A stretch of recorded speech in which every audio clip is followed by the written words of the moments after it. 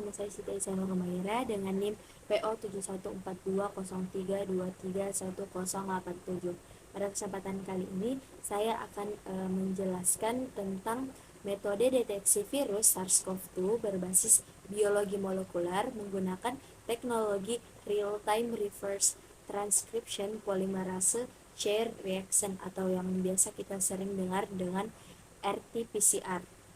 Kali ini saya akan sedikit membahas tentang bagaimana alur kerja standar laboratorium dari hulu ke hilir, mulai dari proses pengambilan dan preparasi sampel, kemudian ada ekstraksi materi genetik, kemudian perakitan komponen reaksi, selanjutnya yaitu proses amplifikasi, dan yang terakhir yaitu bagaimana cara menginterpretasikan grafik hasil berdasarkan nilai cycle critical hold atau CP.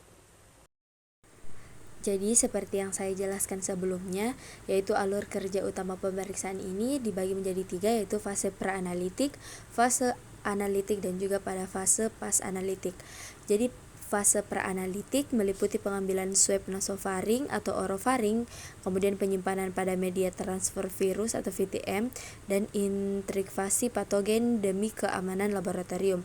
Sedangkan pada fase analitik melibatkan ekstraksi atau pemurnian materi genetik RNA, pencampuran reaksi master mix spesifik, dan juga proses amplifikasi pada alat RT-PCR. Kemudian pada fase post analitik yaitu menganalisis pancaran sinar fluorescence secara real time untuk pembacaan kurva amplifikasi dan penentuan status pasien berdasarkan batas nilai CT.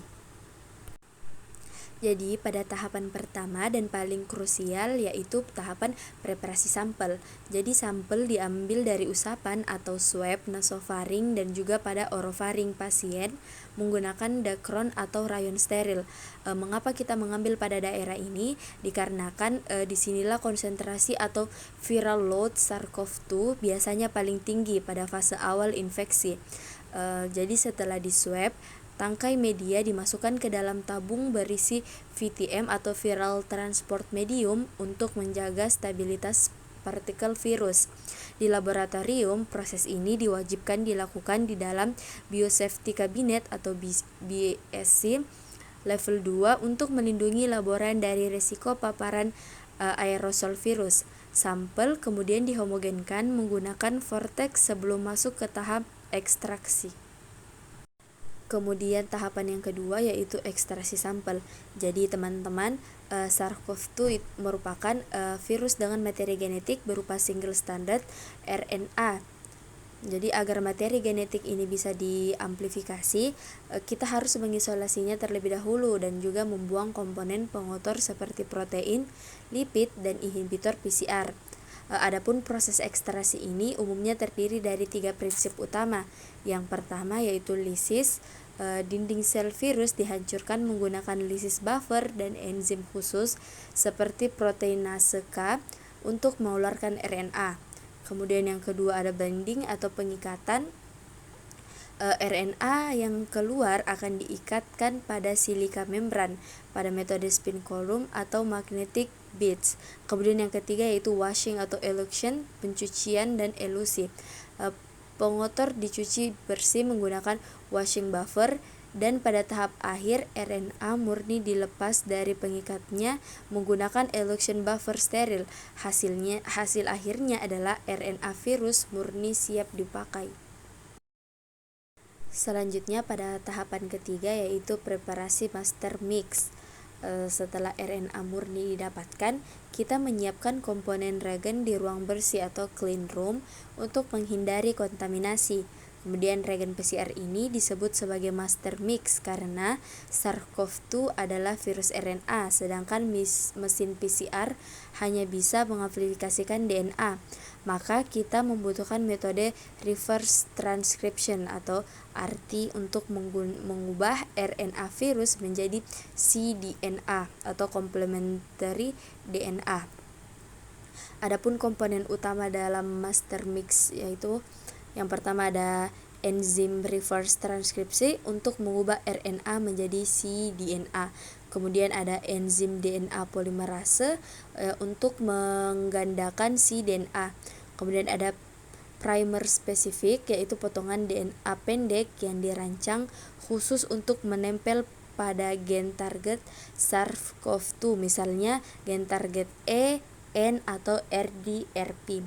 Kemudian ada probe fluorescence atau Tuchman probe, berfungsi memancarkan sinyal cahaya setiap kali terjadi penggandaan gen target. Kemudian yang terakhir ada di INTPS dan buffer, merupakan bahan baku nukleotida dan larutan penyangga reaksi. Adapun tahapan selanjutnya yaitu proses thermal siling atau amplifikasi pada alat real-time PCR. Pada tahapan ini, campuran RNA sampel dan master mix dimasukkan ke dalam sumur pelat PCR, lalu dimasukkan ke dalam mesin real-time thermal silence. Jadi pada proses amplifikasi ini berjalan secara otomatis melalui sirkul suhu yang berulang-ulang, biasanya sebanyak 40 hingga 45 siklus. Jadi teman-teman, setiap siklus ini terdiri dari 3 tahap suhu. Yang pertama ada denaturasi, yaitu suhu tinggi sekitar 95 derajat Celcius untuk memisahkan untai ganda DNA menjadi untai tunggal. Kemudian yang kedua yaitu annealing, yaitu pempelan. Pada tahapan ini suhu diturunkan menjadi 55 sampai 60 derajat Celcius agar primer dan probe menempel secara spesifik pada gen target virus. Kemudian yang ketiga yaitu ekstraksi atau elongasi. Enzim polimerase memperpanjang untai DNA baru. Selama proses ekstraksi, probe fluorescence yang menempel akan terpotong, melepaskan zat reporter warna yang ditangkap oleh detektor optik mesin. Semakin banyak gen target yang digandakan, maka semakin kuat sinyal fluoresensi yang terbaca secara real time. Selanjutnya yaitu grafik amplifikasi RT-PCR. Jadi adapun grafik amplifikasi real-time PCR ini merupakan alat utama untuk memvisualisasikan proses penggandaan materi genetik virus selama reaksi berlangsung di dalam mesin thermal cycler. Adapun cara membaca atau menganalisis grafiknya yaitu pada komponen utama grafik bisa dilihat terdapat sumbu Y, yaitu menunjukkan tingkat intensitas cahaya atau sinyal fluorescence yang dipancarkan oleh probe di dalam sumur sampel. Jadi setiap kali DNA target digandakan, maka probe akan terpotong dan memancarkan cahaya. Dan juga semakin banyak materi genetik virus yang terbentuk, maka semakin tinggi sinyal fluorescence yang terdeteksi atau grafik akan naik ke atas. Kemudian pada sumbu X menunjukkan bagaimana tahapan waktu atau jumlah sirkul suhu yang telah dilalui. Pada proses PCR umumnya di-setel sebanyak 40 hingga 45 siklus. Jadi setiap siklus berarti materi genetik target dilipat gandakan secara eksponensial. Kemudian garis threshold atau garis ambang batas, kemudian garis horizontal atau pada slide ditandai dengan garis merah putus-putus yang diatur oleh sistem komputer atau operator laboratorium.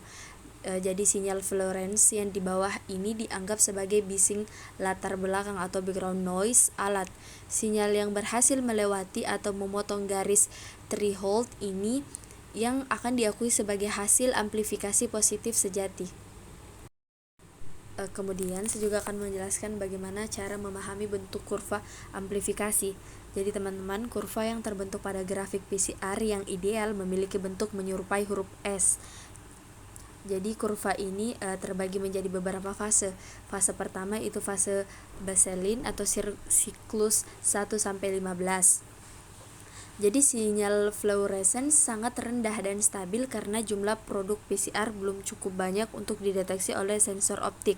Kemudian yang fase selanjutnya yaitu fase eksponensial, yaitu produk PCR berlipat ganda dengan sangat cepat di setiap siklusnya. Pada fase inilah kurva akan memotong garis threshold.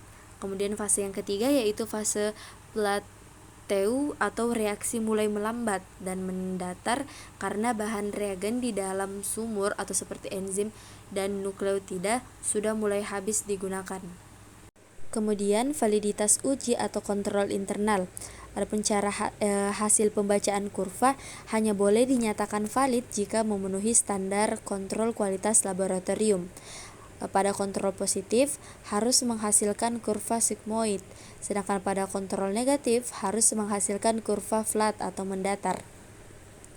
Pada internal kontrol atau gen manusia, misalnya RNA sepi, di setiap sumur pasien harus selalu teramplifikasi.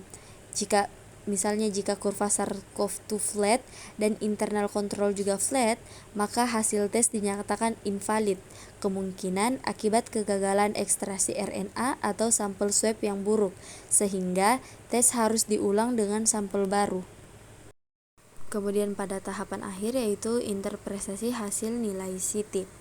Adapun nilai yang pertama yaitu kurang dari 29, interpretasi hasilnya itu positif kuat. Viral load-nya sangat tinggi. Adapun tindakan klinis rekomendasinya yaitu isolasi mandiri atau perawatan ketat, risiko penularannya tinggi.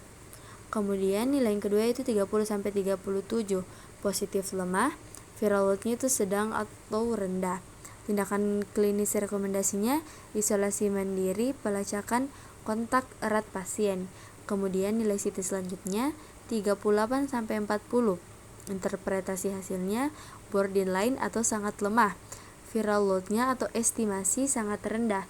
Adapun tindakan klinis rekomendasinya mungkin sisa infeksi lama atau fase awal evaluasi klinis ulang. Kemudian yang terakhir yaitu lebih dari 40 atau tidak terdeteksi, maka interpretasinya hasilnya yaitu negatif. Adapun viral load-nya tidak ada atau di bawah batas. Kemudian tindakan klinis rekomendasinya yaitu pasien dinyatakan sehat atau tidak terinfeksi SARS-CoV-2. Itu tadi beberapa materi yang dapat saya paparkan. Apabila ada kekurangan mohon dimaafkan karena di sini saya juga masih belajar. Sekian dari saya. Assalamualaikum warahmatullahi wabarakatuh.